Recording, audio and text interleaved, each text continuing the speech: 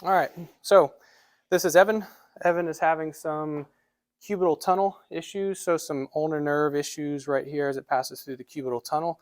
We're going to talk about a few techniques to address that nerve tension or altered neurodynamics as it passes the elbow, or really anywhere in the extremity, but that's for the purpose of this video, that's where his symptom is. So we're kind of going to look a little bit at his neck, his thoracic spine, his shoulder, all of that.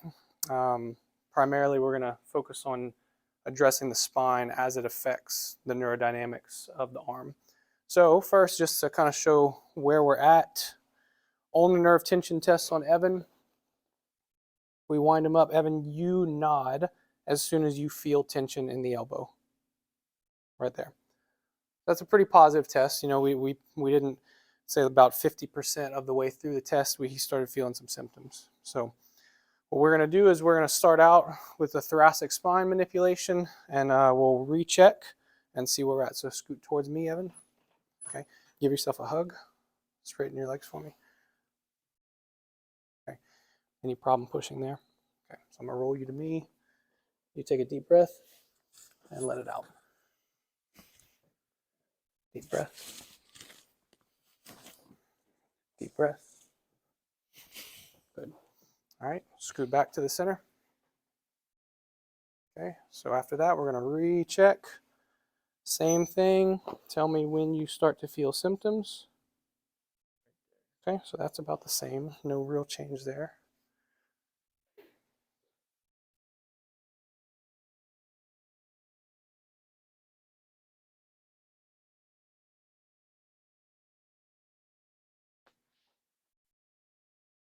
So this is a low to mid cervical spine manipulation. Okay, then we'll recheck.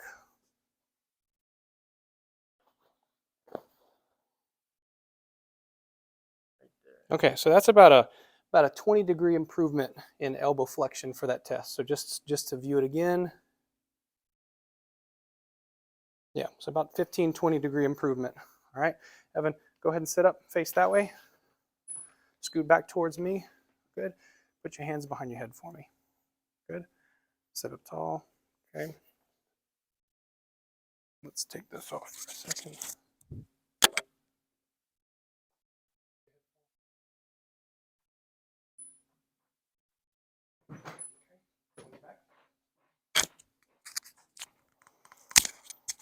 All right, so that was a CT junction manipulation. Following that, we're going to recheck again. Okay, so an additional 5 to 10 degrees. All right, so we made a significant improvement in his range of motion of the neurodynamics for his ulnar nerve. From there, we're going to get him to do some sort of nerve gliding, nerve flossing. So when we evaluated Evan earlier, he kind of had a pretty forward head posture. He has a little bit extra cervical lordosis. So that's not necessarily a bad thing, but we just want to see what happens when we change the position of his neck, how it affects his ulnar nerve tension. So Evan, the nerve glide you're going to do is going to be here, just like that. Okay, so you do that. Show me you can do it. Good. Do you feel anything in your elbow when you do that? So let's bring it up a little bit more. Same thing. A little bit. Okay, so when I tell you to, that's what you're going to do. Okay, so go ahead and do that. Tell me when you feel it. Okay, we're going to do a little AP to the cervical spine to open it up a little bit. We'll do the same thing. Any change? I don't really feel it. Okay, yeah, so drastic improvement in how far he can get the arm out, just so y'all can see that. Okay, relax, Evan. Show again, one time without me touching your neck. Tell me when you feel it. Okay, now come away. Bring your hand away. And then we're going to open his neck up. Now do the same thing.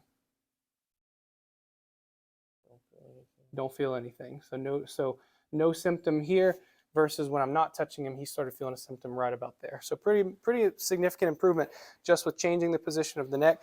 Again, that's not necessarily a sign that we need to change his cervical posture, but it tells us that we can floss the nerve and mobilize the nerve in a pain-free way by changing the position of his neck. So that's something you can try doing with patients. It works for ulnar nerve, it works for median nerve, radial nerve, really any peripheral nerve. If you remove the block, you know, if you remove whatever is obstructing nerve excursion, then you can floss the nerve in a pain-free way.